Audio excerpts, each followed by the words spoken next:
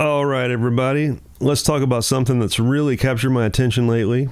Addison Rae's debut album, Addison. Honestly, this album has absolutely blown me away.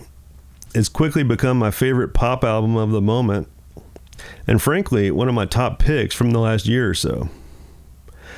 Now, I first became aware of Addison Rae back when she was primarily known as a TikTok creator. About 5 years ago, I caught a few of her dance videos before she'd released any music. She was just this young woman in Louisiana creating dance content from her family home, and she quickly became a big name on the platform, right up there with the D'Amelio sisters, Dixie and Charlie. Her channel was very much a family affair, similar to theirs. Right away, I was a fan of her as a person. She just has this great, really genuine, nice energy about her. Then in 2021, she started releasing music, beginning with her debut single, Obsessed, letting the world know she could sing as well as dance. Fast forward to 2024, and I was genuinely intrigued and excited when I saw that Charli XCX had taken her under her wing, featuring her as a guest on the Von Dutch remix. This collaborative relationship with Charli felt like a real signal for her artistic future. Just last month, June of 2025, Addison's debut album, Addison, was finally released. The striking originality of this record is a real testament to her creative vision, and it's significantly amplified by her collaborations with two incredible talents from the Max Martin orbit, Luka Kloser and Elvira Anderfjärd.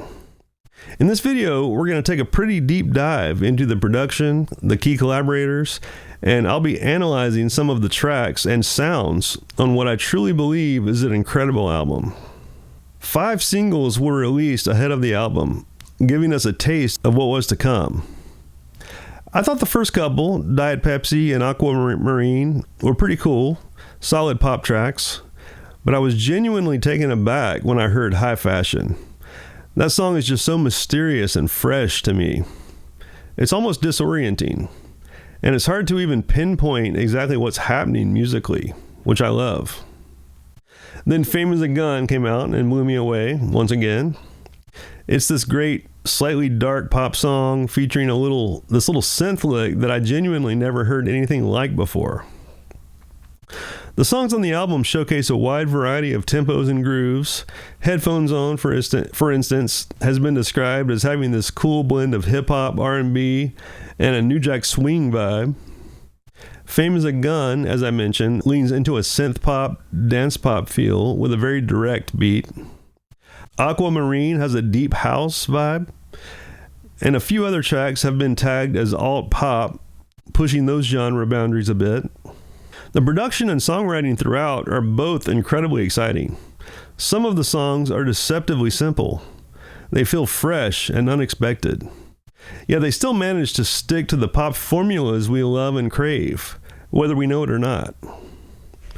Both producers, Luka Kloser and Elvira Anderfjärd, are signed to MXM Music, a publishing company owned by Max Martin, and parts of the album were recorded at Martin's studio headquarters in Sweden.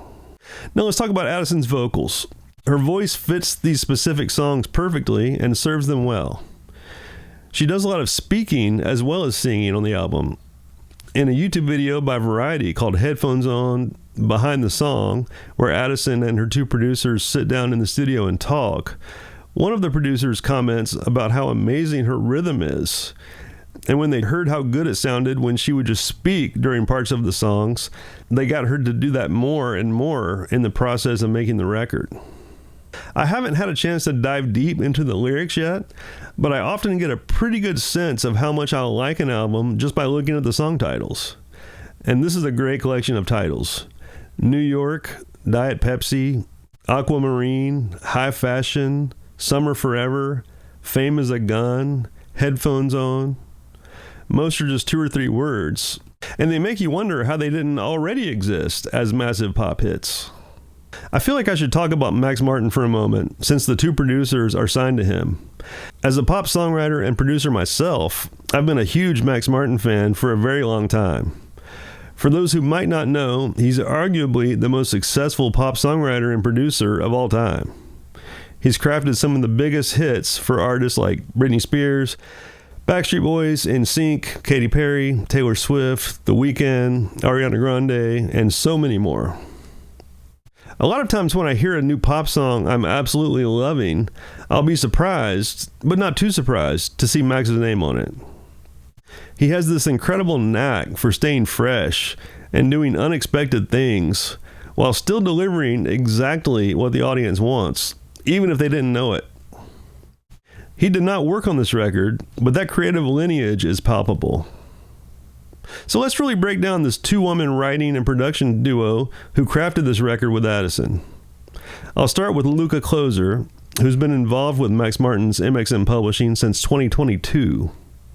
She's an LA-born artist, songwriter, and producer who grew up between Luxembourg and Austria and currently lives in LA.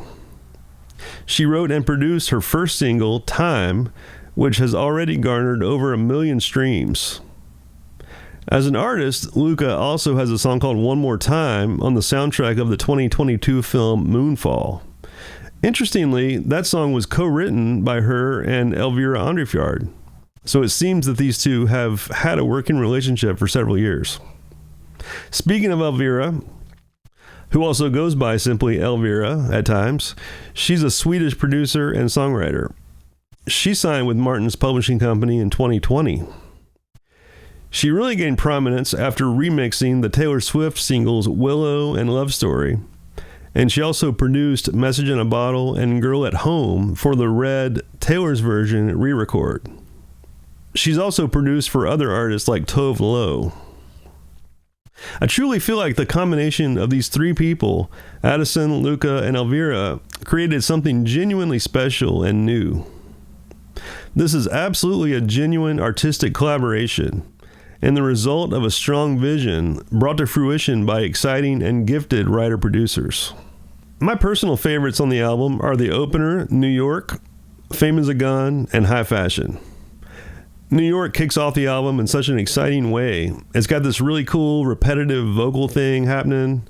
I have no idea what she's actually saying. Is it, you'll cuff me, feel so free, it's my religion, something like that? Honestly, I don't even want to know. I kind of like the mystery of not knowing. High Fashion has a truly cool, backward-sounding intro. The gated synths give the chorus this very hypnotic, almost woozy kind of sound and atmosphere, and it's got some of the nastiest bass synth I've ever heard. I genuinely feel that this album has raised the artistic bar. There's a clear artistic vision behind this album that transcends the typical pop album. It makes perfect sense that Charli XCX befriended and mentored Addison, inspiring her to become a real artist in her own right. I'd also be remiss if I didn't mention that this is a post-Lana Del Rey pop album. Just the other night, I watched Addison's Wembley Stadium set opening up for Lana, and it hit me how much the aura of Del Rey is imprinted on a song such as Diet Pepsi. Addison Rae has absolutely moved beyond her TikTok origins and has become a serious recording artist. This is truly wild and unexpected, especially if you were introduced to her on TikTok doing dances with her mom 5 or so years ago. The collaboration with Elvira Anderfjärd and Luka Kloser cannot be overstated. Their co-writing and production took Addison's vision to a truly special and exciting place. Addison is a strikingly original album and a testament to the combined talents of Addison Rae, Luka Kloser, and Elvira Anderfjärd. It pushes boundaries, and I believe it's leading the way for what's next in pop. Many will try to copy and follow. So if you haven't already, please check out the album, and I'd love to hear your thoughts in the comments below. Thank you so much for watching. I'll be back with more inspiring content about music and art from many different genres and movements. Get in the game, get on the internet. Let's create something.